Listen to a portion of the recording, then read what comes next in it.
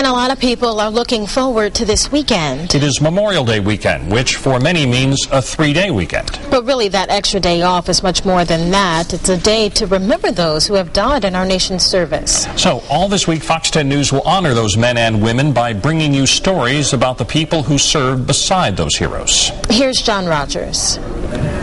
Frank DeLorenzo was a Navy transport pilot on the day the Japanese attacked Pearl Harbor. He says after the attack, rumors started flying. There were concerns that the Japanese would invade Mexico and make their way to California. Thankfully, that didn't happen. But as you'll soon find out, the Japanese got closer to the U.S. mainland than you might think. December 7th, 1941.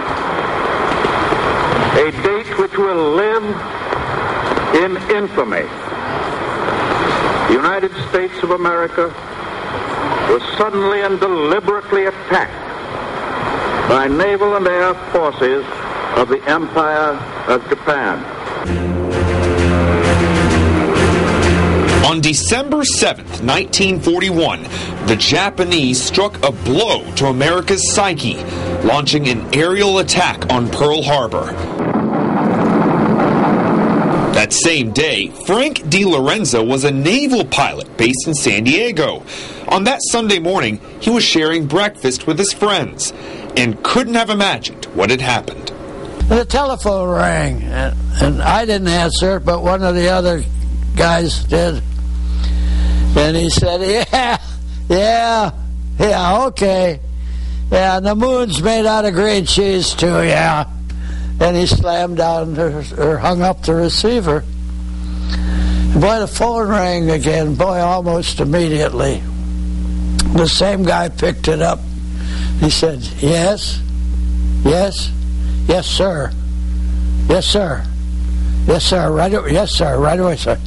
Put down the telephone. He said, guys, the Bloody Mary party is over.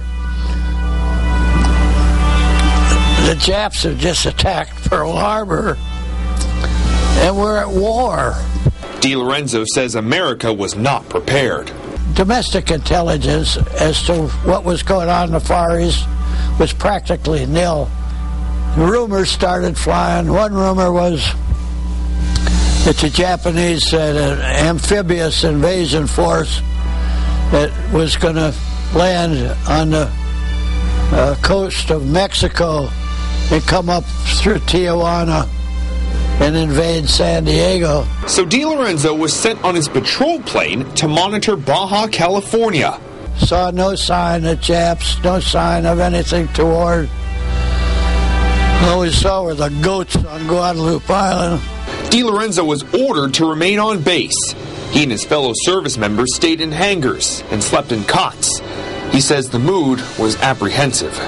We were surprised that the Japs had the gumption and the wherewithal to attack Pearl Harbor and do all the damage that they did. DeLorenzo says the Japanese let the Americans know they were nearby. But one Japanese submarine was up off the coast of the state of Washington. The Air Force says in 1944, the Japanese launched weather balloons with small bombs on them to set forests on fire. One or more Jap subs got down off the coast of California and was lobbing shells into the state of California from the submarine. DeLorenzo says the subs did little damage, but it was certainly alarming. On Christmas Day, 1941, DeLorenzo flew a plane that carried Admiral Chester Nimitz, the commander-in-chief of the Pacific Fleet. They were giving him an aerial tour of Pearl Harbor. As they flew overhead, they invited the Admiral to the cockpit. We put him up in the left-hand seat and then made big sweeping left-hand turns all around Pearl Harbor and Hickam Field.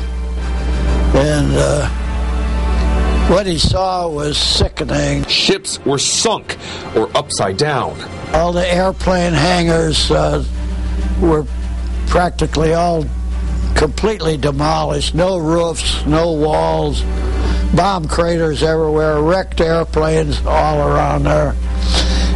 The oil was 6 to 8 inches thick from the ships that had been torpedoed. he didn't say anything. He just kept shaking his head, and then every while he'd cluck his tongue.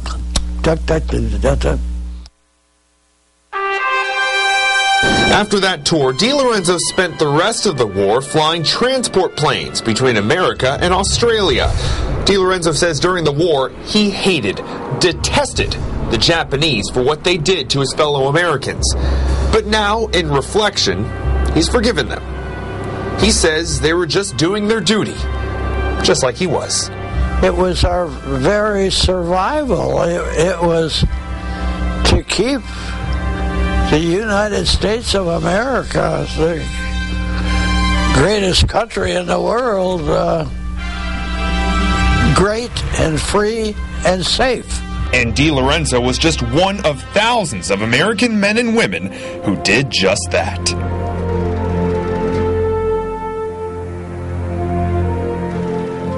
You may not know, but the Japanese actually did invade American territory during World War II. You'll soon find out about that story later in the week.